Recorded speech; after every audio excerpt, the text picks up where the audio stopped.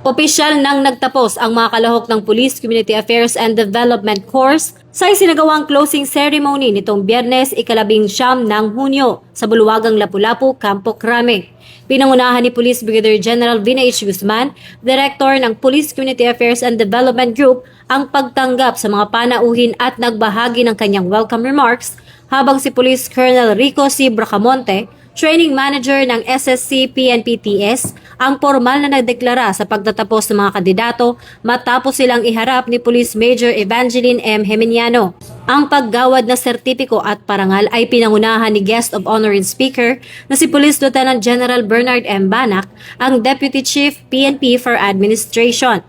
Sentro sa naging mensahe ni Police Lieutenant General Banac ang pagkilala sa mahalagang papel ng mga nagsipagtapos na magsilbing tulay sa kapayapaan at kaayusan sa bansa. Integrity, discipline. It's very important to also focus on competence of our personnel.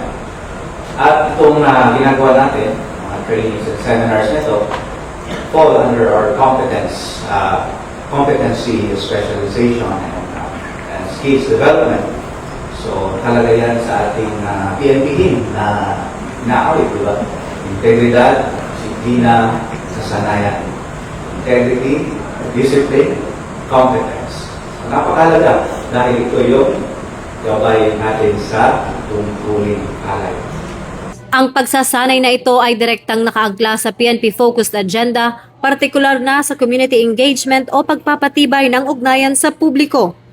Sa pamamagitan ng patuloy na pag-angat ng antas ng edukasyon at kasanayan ng mga tauhan ng pambansang pulisya upang mas maging epektibo ang kanilang serbisyo.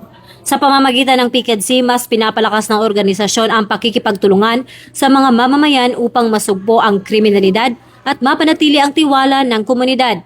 Mula rito sa Campo Crame, ako si Patrolwoman Sari Bernales, nagbabalita para sa Police News Network. Bagong PNP para sa bagong Pilipinas, serbisyong mabilis, tapat at nararamdaman.